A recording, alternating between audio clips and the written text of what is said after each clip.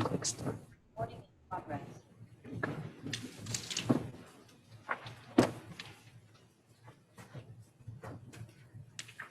Thanks.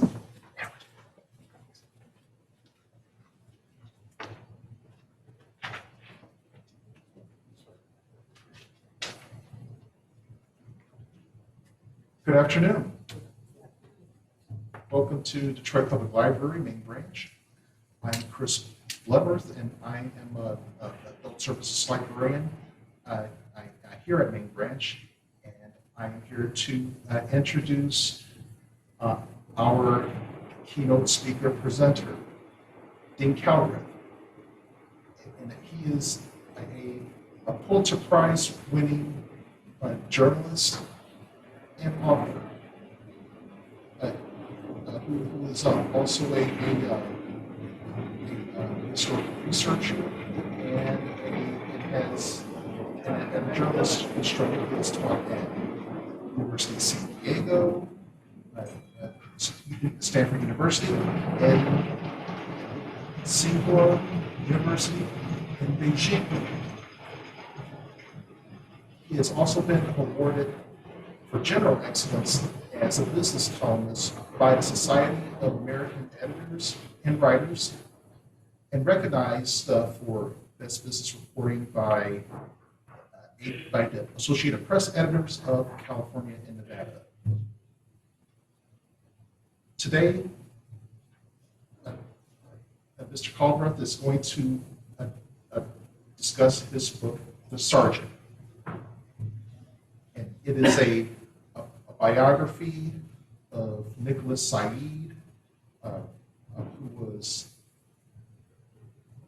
an incredible story of him being kidnapped, sold into slavery, becoming a Union Army officer in a Civil War, and a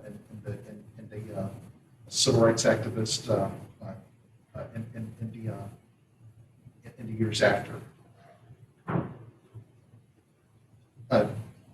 Through the lens of Said's continent-crossing life, Dean will discuss and examine parallels and differences in the way slavery was practiced, both from a global and religious perspective. He will also highlight how Said's experiences echo the discrimination, segregation, and violence that are still being reckoned with to this day. Will you please help me welcome Dean Calbreath.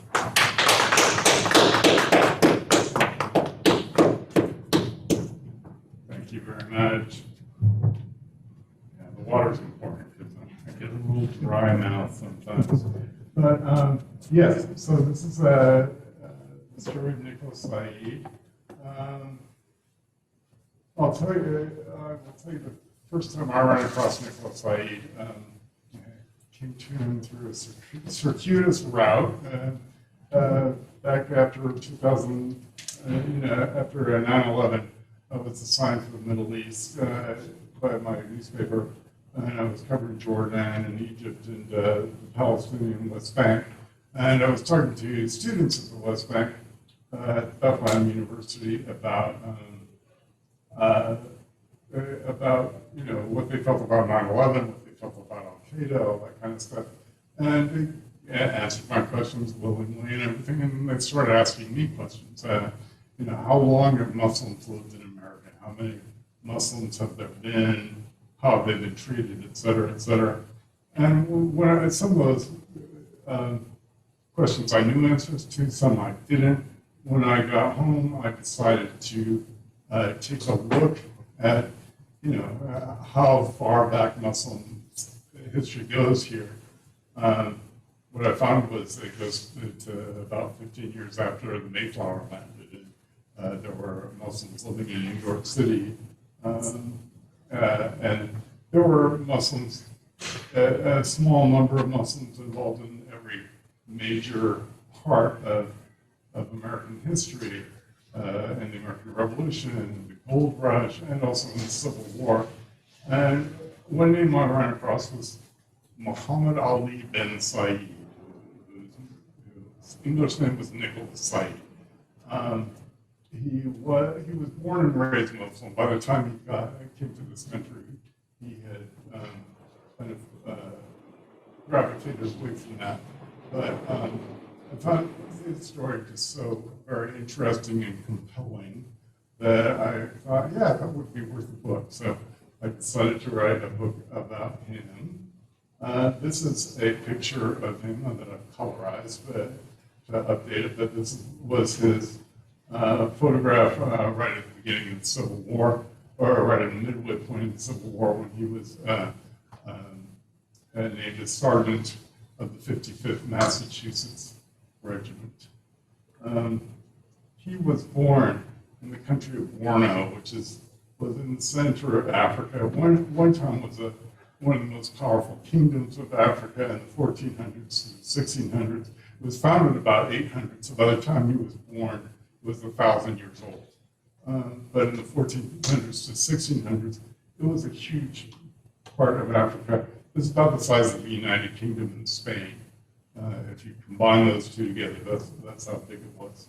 By the time he was born, because of invasions, because of natural disasters, including famines, it had shrunk a lot in size, but it was still a fairly big country, almost as big as Spain.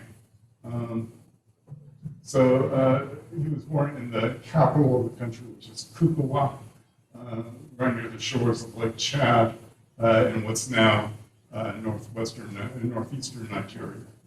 He was the son of Barker Ghana, who was a general of the Borno army, who rode into battles, if he was riding out of the Arabian Nights. I mean, he rode into battle in a coat of chainmail with an iron helmet that's wrapped in his turban, fighting swords and shields, leading an army of about 6,000 men, including a large number of horsemen who were reputed to be some of the most skillful horsemen in the world.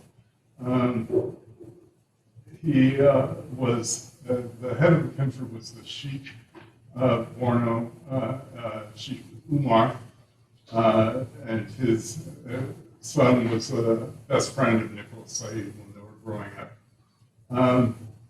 Nicolas Said's mother probably, this is not his mother, but probably looked somewhat like this. This is another wealthy woman of Borno, accompanied by a number of servants and slaves that she's, proceeding through the countryside. Because he was born into a very wealthy family, his father was the governor of 6 provinces of the country. He owned 150 slaves. Although slavery, as we'll get to, was much different under Islam than under in the Americas. But because his father was so wealthy, Nicolas Said was given a very formal education at a school. It was probably a little better than what this is, but this this is how traditional Muslim schools worked at that time. And it was a boarding school where he would actually lived with the teacher and his fellow students. And he learned Arabic, he learned the Quran, and he probably would have learned a lot more. But at the age of 13, when he got through his initial stages of education, the Arabic and the Quran, he and his friends went hunting. That was one of their favorite pastimes. They went hunting up in the northern frontier of Borno, right under the Sahara Desert.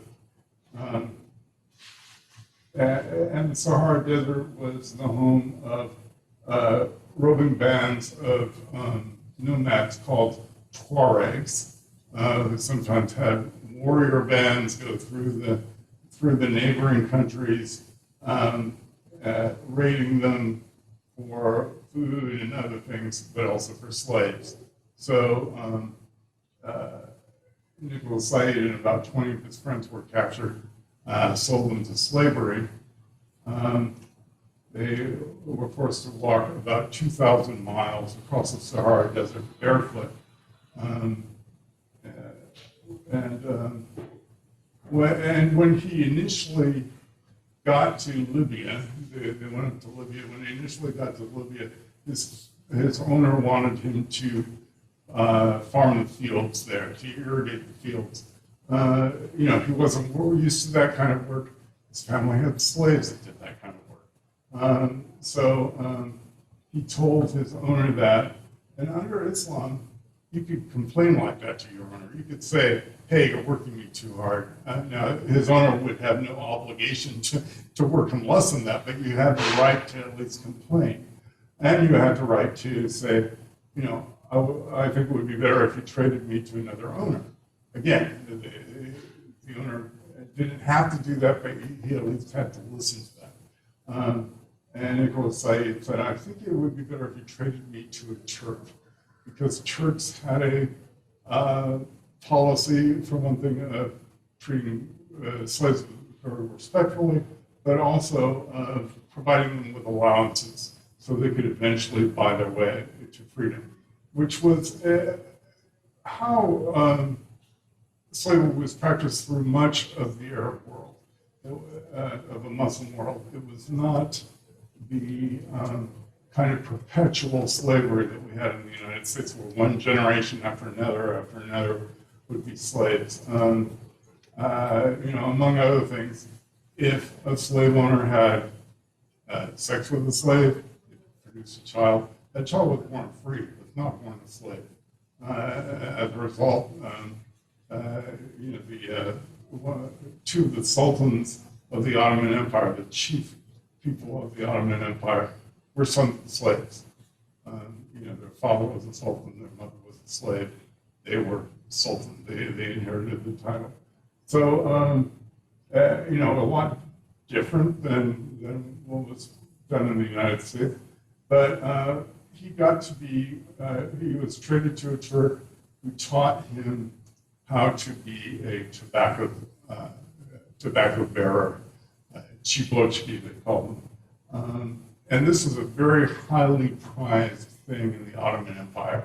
The Ottomans served tobacco with a great deal of ritual, and so you would have servants or slaves who would fill the pipes and tamp them down, and light them with charcoals, and fill the hookah pipes and everything. It was actually a very highly prized skill. Most rich families, a lot of store owners, a lot of restaurant owners would have this kind of either slave or servant. He did a very good job of that.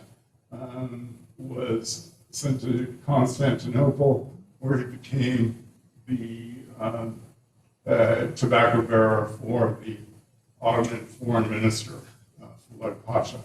Now, this was at a time when Turkey and Russia and France and England were all on the verge of getting into a war.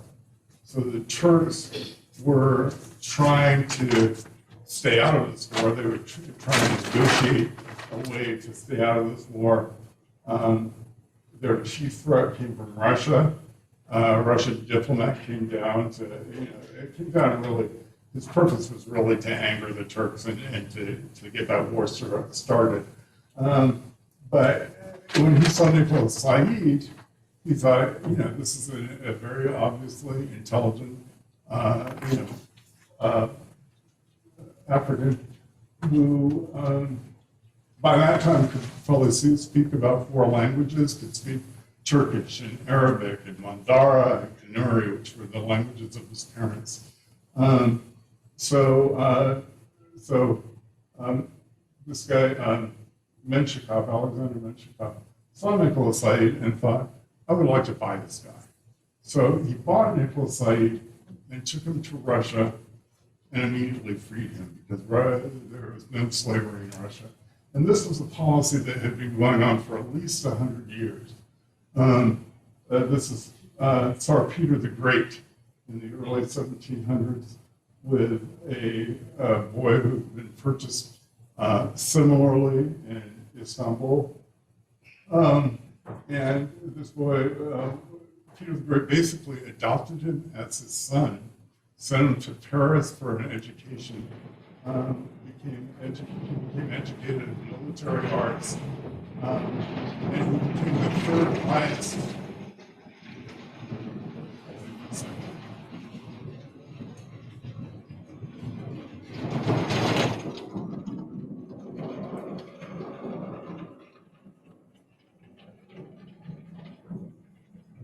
So he became the third highest general of the Russian army.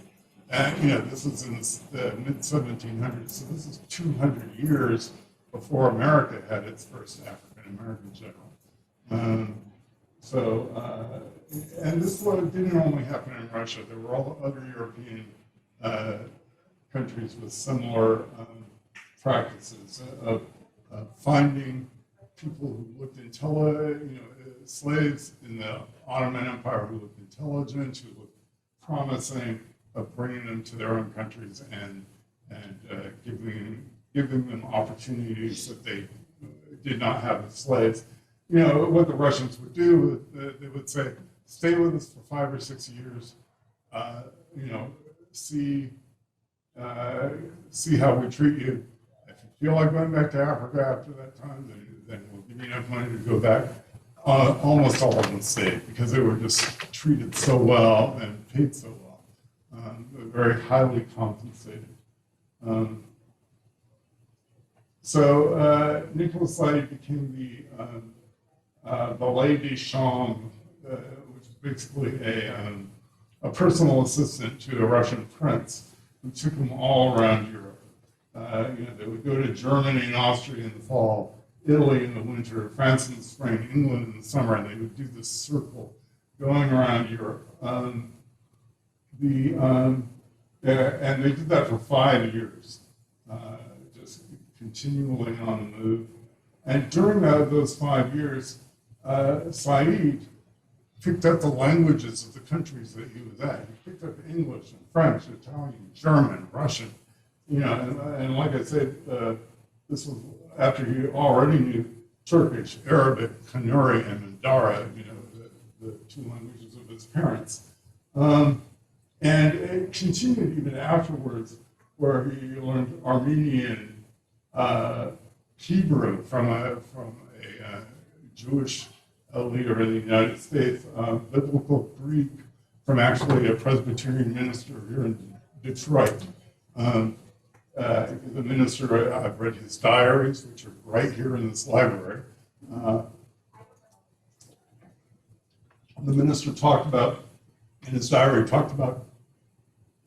giving Said a Greek dictionary one day and a Greek New Testament. And he said within 2 or 3 months, he was reading from the New Testament in biblical Greek. So he was just a genius for languages. After this period, he said, okay, and also during this period, he met the likes of Emperor Louis Napoleon of France, Queen Victoria of England, Tsar Nicholas I of Russia. Tsar Nicholas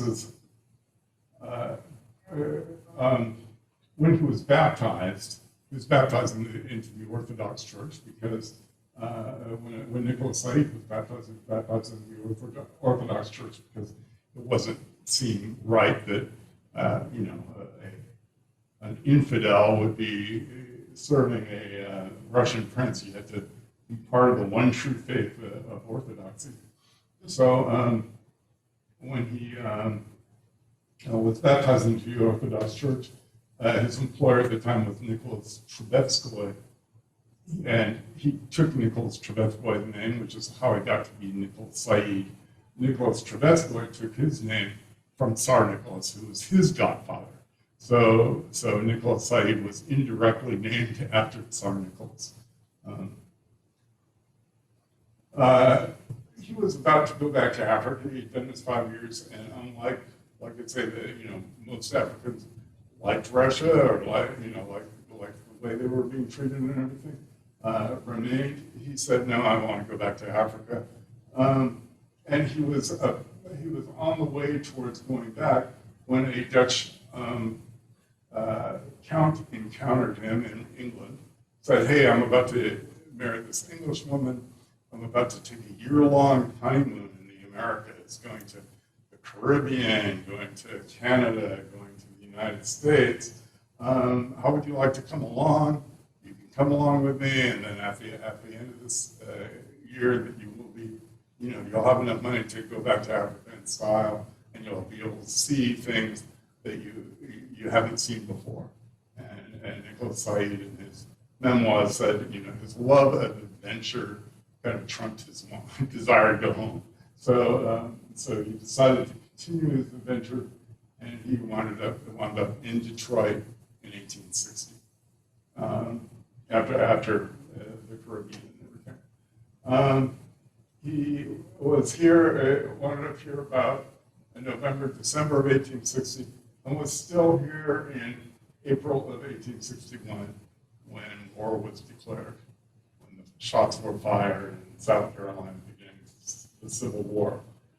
He immediately went down to a recruiting office, even though he wasn't, he'd only been in America a couple months. This wasn't his country. This wasn't, this didn't need to be his battle, but he felt the desire to join the Union Army.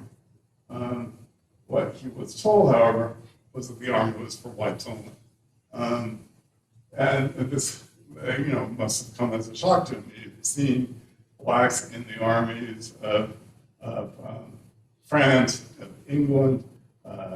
He knew of the generals in Russia that had African background. And he was, I'm sure he was amazed that in a country which was fighting over, enslavement of Africans, that wouldn't allow an African to serve. So with the help of Reverend Duffield, the Presbyterian minister I mentioned before, he actually got a job teaching at a private called Select Colored School, which is basically a private school. Detroit actually had a public school for African Americans at that time, but it was not extremely popular, and so the richer people in Detroit, the kind of upper class of the African American community in Detroit, pooled their money together and built their own private school. So he taught French there. He was actually at this time more comfortable with French than English. He taught French there,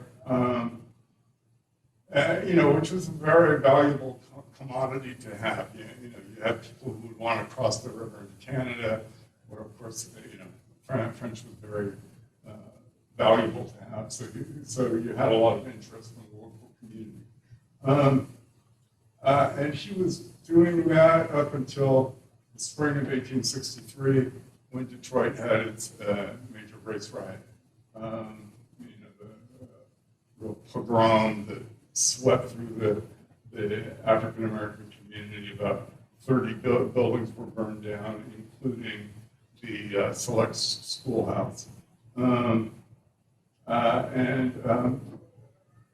Coincidentally, right about that time, recruiters from Massachusetts were coming to Michigan and to other northern states, saying, finally, Abraham Lincoln had opened the doors to African Americans joining the army.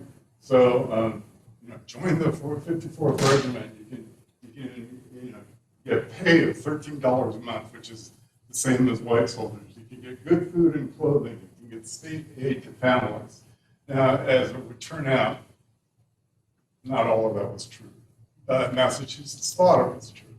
They were not lying when they put that out, but the federal government said ended up saying no. But at the time people joined, this is what they were joining for.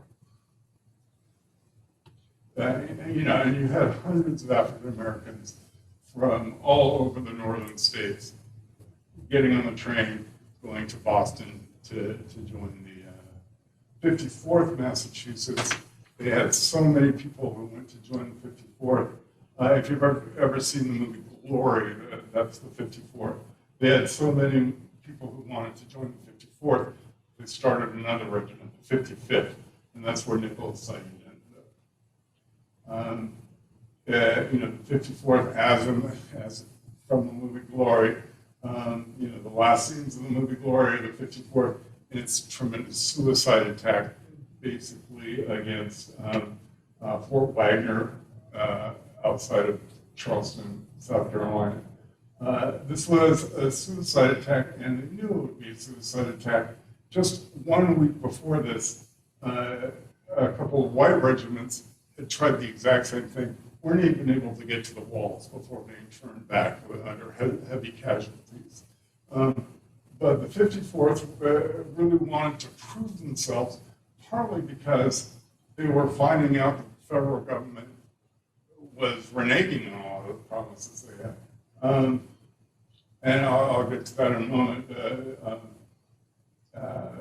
But this is to prove themselves as soldiers and to prove their worth. It didn't quite work out that way, unfortunately. But the 55th came in later and helped, at least helped retake the fort.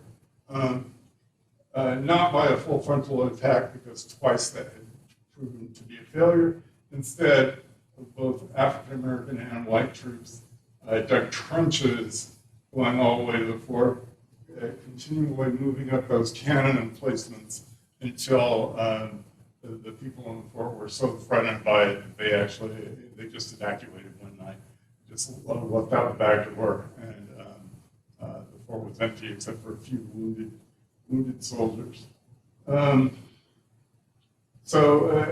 Society and its troops participated in this. They participated in building this gun emplacement, which is a major accomplishment. This is in the middle of a swamp. This is built on a platform in the middle of a swamp that's like got 15 feet of what had just been very syrupy molasses kind of mud, and they filled thousands of sandbags and then sank them down to be the platform for this. But that tank was capable of firing 6 miles right into the center of Charleston, South Carolina. So this is, it wasn't a big military deal, but it was a tremendous moral victory for the North, because Charleston is where the war began. Charleston was seen as the cradle of the Confederacy, but now we can get them under fire. Nicolas Said and his troops also fought several, tightly fought battles. But the main thing, during all this time, while they were fighting the Confederacy, they were also fighting Northern prejudice. In terms of the pay, they were offered $7 a month, no matter what their rank, whether they were private or sergeant major, whereas white soldiers could get up to $21 as a sergeant major. The reason that stops there is because they weren't allowed to go any further than sergeant major. There were no black lieutenants or captains or majors. One reason for that at the time, believe it or not, was that the Army was afraid of the effect of morale among white troops if they had to salute a black lieutenant. That was one reason among others. But the Army the upper command of the Army was never sure of the value of having black troops, and therefore discouraged any competent white or experienced white officer from moving over. So you had privates and corporals, white private and corporals, who went into that, became lieutenants and stuff. Some of them motivated by the money.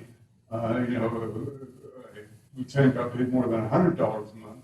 There was one white corporal who said, I would lead a pack of alligators for $100 a month. So, so partly motivated by money. There were some really true believers, but some of them were very inexperienced. Nicolas Said served under 2 lieutenants, and both of them were basically in charge of his company because the captain was always getting sick. These 2 lieutenants were 17 years old. Their parents had written them notes allowing them to get into the army. That's how they got in, because otherwise you couldn't get in unless you were 18. And some of Nicolas Said's fellow soldiers, he was about 26 to 29 at this time. Some of his fellow soldiers were in their 40s, being led by a 17-year-old guy. One of his lieutenants had some experience, but the other had just been a school kid who immediately went into the army as a lieutenant. So black soldiers did not like this. They, there were a number of protests, especially after a year. Once they got offered that $7, they refused to take any money at all.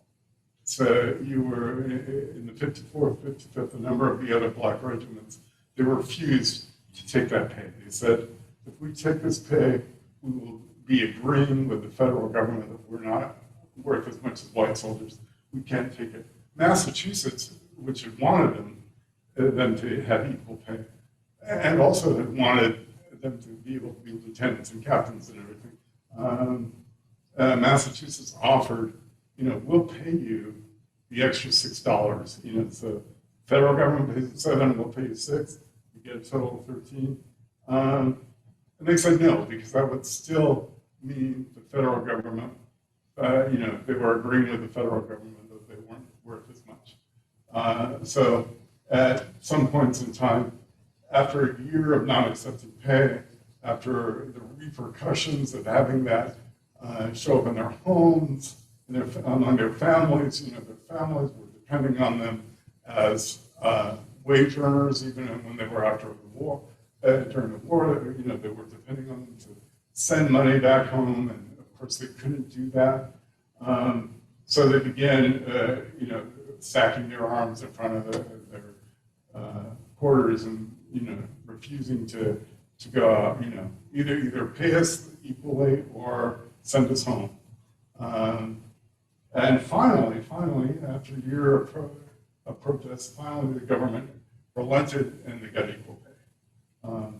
And by the end of the war, the last few months of the war, the government approved of a handful of black lieutenants.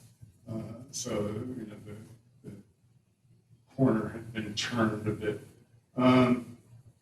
Anyway, Nicolas Said and the 55th were among the first troops to occupy the city of Charleston. That's then marching through Charleston to the jubilance of the local African American population. And after the war, he stayed in the South. He stayed in the South to teach at freedmen schools, to teach English and mathematics to freed slaves. Also became one of the nation's first black voting registrars, signing up several hundred people in the Charleston area as voters. And he gave a lecture tour throughout the South, through the Carolinas, through Georgia, Alabama, Mississippi, Tennessee, to talk about the accomplishments that can be achieved by the African, to give them a view of what these former slaveholders, get if they just treated people right. So, so that is the life of Nicolas Said. Unfortunately, we don't know what happened to him after the Reconstruction, because after the Reconstruction, the newspapers, which had been covering him very well, you know, in the Atlantic magazine one time, there was a article that suggested that he would make a good ambassador to Russia sometime, or maybe even a good vice president. It said so. You know, he had been in the spotlight for a while. After the Reconstruction was over, that spotlight sort of ended, and so we don't really know what happened to him after that. But that is his story. I have a few questions. Sure. So, with his situation, was he more like an indentured servant as opposed to a slave? You know, there were American style slaves in the Muslim world, but he was more. He could have. He wasn't exactly an indentured servant, but he had more rights than most slaves. You know, they treated slaves differently depending on what status they had. And as a tobacco server, I mean, that was a very high profile job. But to tell you how differently slavery was practiced there, his father was a slave. His father was the slave of the chief. His father was a commander of 6,000 men. His father was a governor of 6 provinces. Most of the government officials in Borno were slaves. You know, the chief tax collector, the chief administrator. But this was it was a different kind of. There were different levels of slaves in Islam. You know. Was it based on race, though, the way it was here? No, not at all. Not at all. You could be a black person and white slaves. You could have be a white person and have black or white slaves. It didn't matter. It was totally colorblind in a way. The chief in the Ottoman Empire in Turkey, most slaves came from southern Russia, came from Greece, came from Bulgaria. So yeah, the majority of slaves in the Ottoman Empire, or in Turkey at least, were white. They did have black slaves as well, but it really didn't matter. You know, in his book, in his biography, he says that he never found there to be racial prejudice among the Turks. So, you know, he would go into, he worked for a while for a lieutenant of the Turkish army, and the Turkish army was totally integrated, and they had black officers and white officers and stuff. So, you know, he found no racial prejudice. He found religious prejudice. You know, if you were not a Muslim, then but not racial prejudice. So I guess my last question would be, during the Reconstruction era, perhaps the press at that time decided not to give him a lot of attention because the motivation was being opposite of what they really wanted. It, you know, was the whole idea of whites are superior to blacks, and this here would be something viewed negatively by the white community because they would think that would persuade the blacks to think of themselves as poor humans, if I'm making sense. No, that makes total sense. You know, the psychology behind their reasons. Mm-hmm. He's not someone I imagine a Southerner want to shine a bright light on. Well, the thing is that he was, and I don't want to put too much of a stress on this, but it's true. He was actually, there were two modes of thought in the country at that time, both among blacks and northern whites. Southern whites had their own idea, but there was the radical view, the radical Republicans, because back then the Republicans were the Progressive Party. But there was the radical view that you should get, equal rights immediately. And there was, the people like Frederick Douglass would be a representative of that view.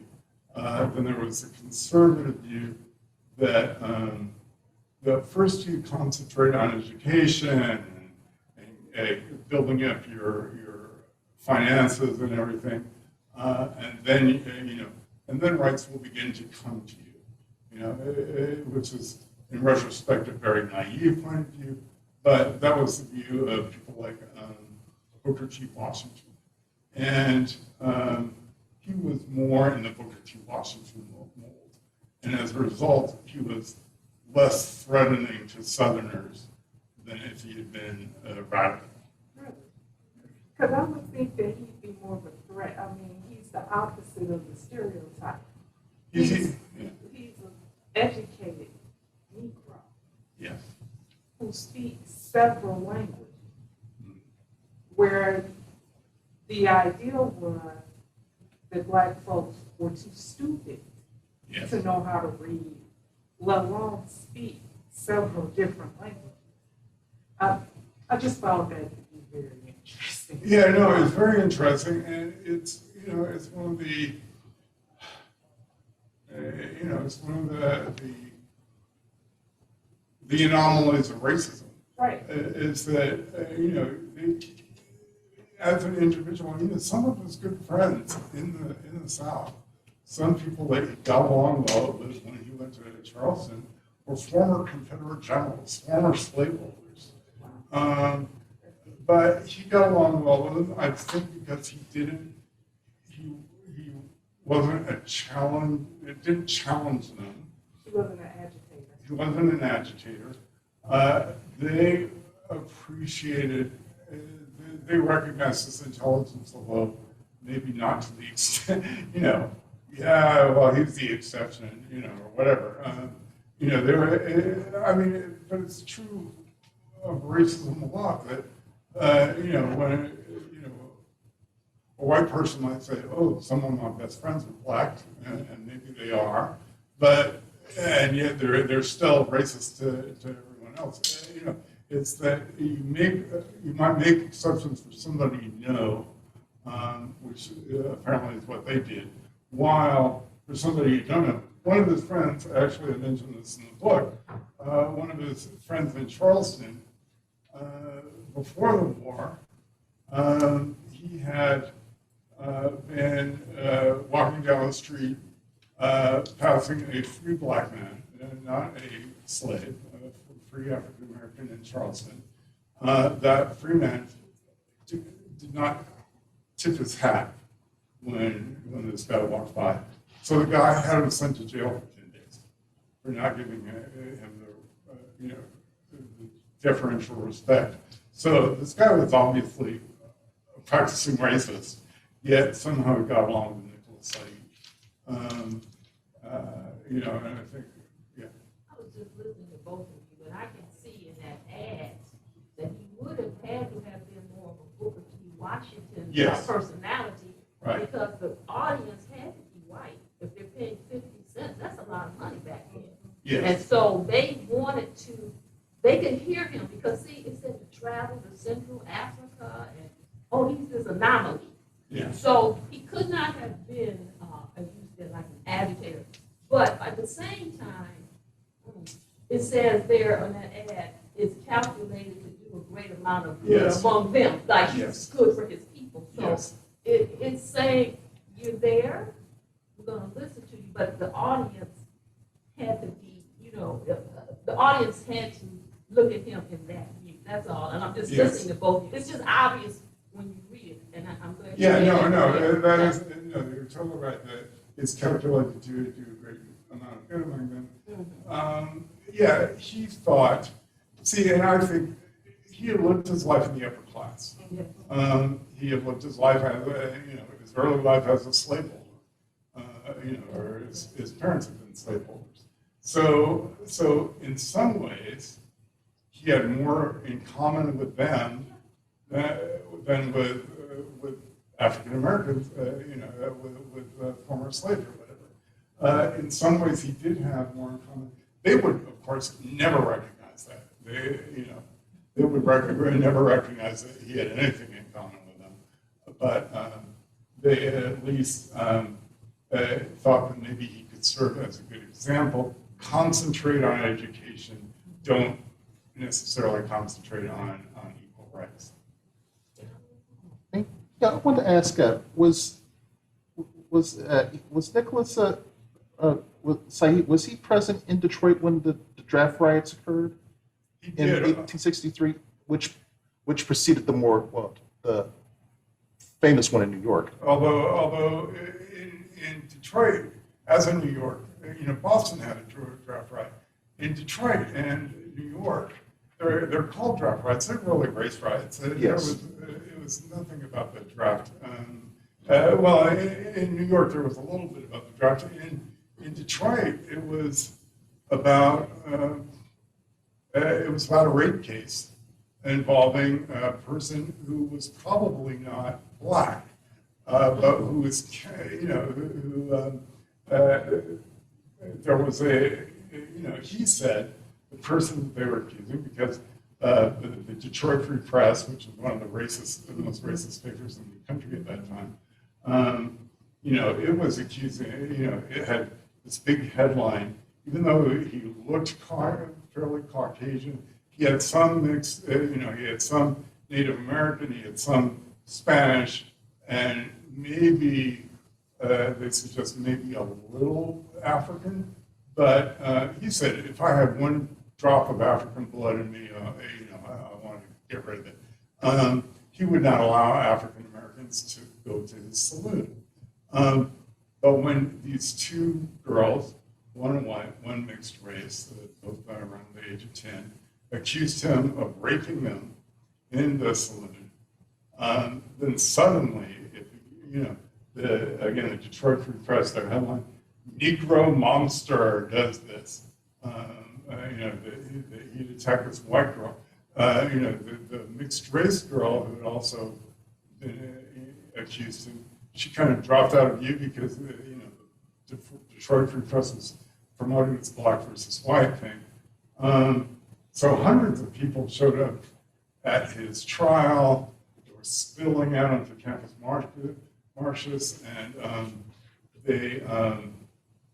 and when he was found guilty, he was found guilty. He was about to be sent to jail for a couple of decades or so. But they were angry about that. They wanted to lynch him when the Michigan National Guard stopped them from lynching him. They went into the African American community, and that was the reason, not the draft. Although there were a lot of them were angry about the draft too. So they were angry about what they considered at that time to be the N-word war. That was how it was viewed by a lot of the Southern sympathizing white populace. And Detroit, as what most northern cities were at the time, it was almost evenly divided between, I think in 1860 election, 52% had voted for Abraham Lincoln, but that means 48% would have voted for people who would have supported slavery still. So, there were a lot of people who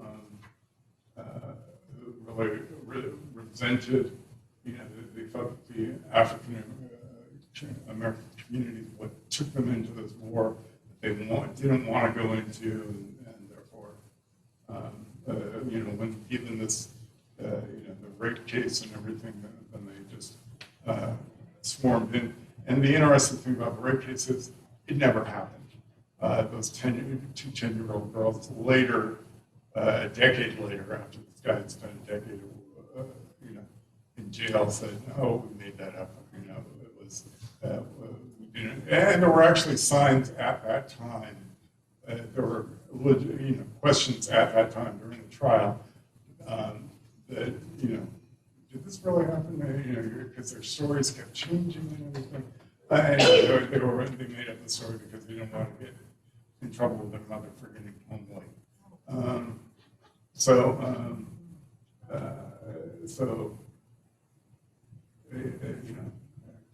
Strange times. Yeah. I just want to, first of all, thank you for all your research. I'm always interested now. You told us how you got interested in Said, but there wasn't a lot written about it. So how did your path of research go? You just kept getting all this other information. How did you start the process? Well, there were two things. He wrote his memoirs twice. First as first for a Union Army commander when he was still in the Army. The Army commander said, "Hey, I love these stories you're telling. You should write them down." And then after the war, the commander and him lost touch, but the commander thought this would make a great story for the Atlantic magazine. And so he sold it to the Atlantic magazine or maybe offered it to them. My guess is, he didn't want to make money off of it, but he wanted people to read about this guy. Because this commander had actually been fairly close to him during the war. They met privately, which doesn't happen often between a colonel and a sergeant. So that was one thing, and then his autobiography appeared in 1873, so about close to a decade after the war was. He left some holes in his autobiography, especially he said he got to the country in 1867, 2 years after the war ended, because I think he was living in the South at the time, and I don't think he wanted Southerners to know he'd been shooting at them. So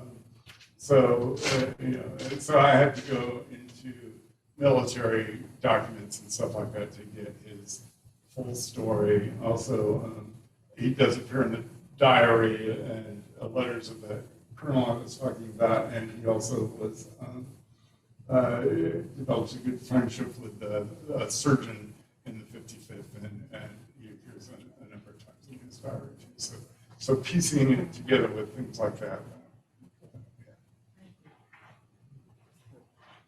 But it did, to answer your question more, it did require coming here to Detroit. When I was working on this, I came here to read the diary of that Presbyterian minister who we met. We got some good stuff from his diary. He kept it very thorough. George Duffield. Oh, you said that. Is that the library? And which church was Pastor Duffield? First Presbyterian. First Presbyterian. Okay. Right here on Woodward. Yeah. Forest, right? Yeah. I mean, it's been torn down and rebuilt, so it's not the same building, but it's the same church as he taught. But I got his baptism records from the Latvian state archives because he was baptized in Latvia. I sent to Russia to get the diary of the prince that bought him and stuff. So I did a few things. Yeah. I went down to Alabama, Choctaw County, to trod in his footpath. The place he ended up the most after the war was in Alabama. He lived there for about 4 years or so.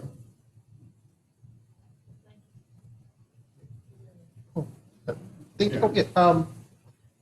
But reading, reading your background, you were doing research for a book on Civil War. Is this the same book or is it a different one? Oh, this is the same. Okay. Yeah. Yeah. That background was written before it got published. I was just wondering, how did you find out about this man in the first place? Like, did you run across him in like research somewhere, or what? Like, how did you find out that he existed in the first place? Yeah, the thing that attracted me, and I mentioned this, I think earlier before you came in, the thing that attracted me was I was in the Middle East right after 9/11, and I was, and that inspired me when I got home to research Muslims who had been active in America. He was not a Muslim when he came to America, but he'd been born and raised Muslim. His name was, birth name Muhammad Ali bin Said. So I was looking for people with the name Muhammad. That's how I ran across it. It was shocking that the federal government put out that ad saying they were going to pay so much, and the men flew and they went all in and joined, and Yeah, no, it was the word tricked. It was the Massachusetts government that put that out, and they believed it. They thought that these men deserved equal pay, or were going to get equal pay. And the federal government, after these guys had already been recruited, said, hey, that goes against our policy. Yeah. So the Massachusetts government faked it. And Well, they thought they were telling the truth. They offered to make it right, but the soldiers refused, saying, even if you try to make this right, the federal government still thinks we're worth less than white soldiers, and we don't want that. That's not right. So we want to protest against that.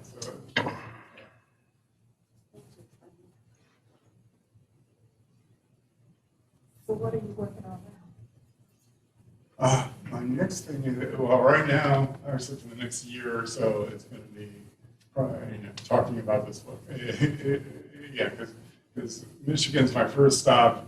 I'm going to go to Boston, and then go to down to the Carolinas, Georgia, Alabama. So for the next year, I'll be doing this. But after this, there are a couple of ideas I'm tossing around. One of which involves Native American culture. Yeah, totally different topic. So you might be back to do some research on that as well? I might be back because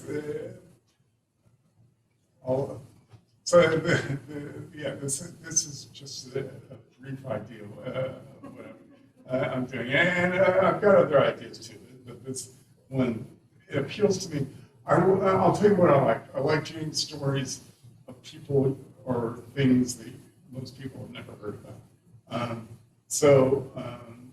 A lot of people, I think, are not aware of the major Native American culture that was here, until the 1600s. Major culture that had earthen pyramids, some of which were as big as the pyramids of Egypt or Mexico. Huge cities with palisades and everything. And there was the Spanish conquistador, as in Mexico and as in Peru, the Spanish conquistador that came and helped wipe out that culture. I think we don't really hear about it that much in our history books because, A, we don't like the fact that Spain got here before the English. So we start out our history with the Mayflower and with Jamestown, whereas the Spanish were here for 100 years before that. The Spanish conquistador was in the Carolinas, was in Arkansas, was in Tennessee and stuff. So, and that's besides the fact that this Native American culture, which is another thing we don't want to, kind of acknowledge that, we want to think of them more as hunters and gatherers rather than people with, civilization. So, so that's one thing that I'm toying with. And there are remnants of that civilization in Michigan, so maybe I'll come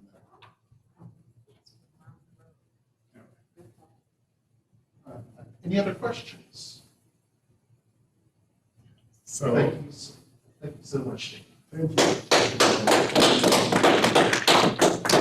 So due to the generosity of the library, I am willing to give away books to anyone who has attended here. So,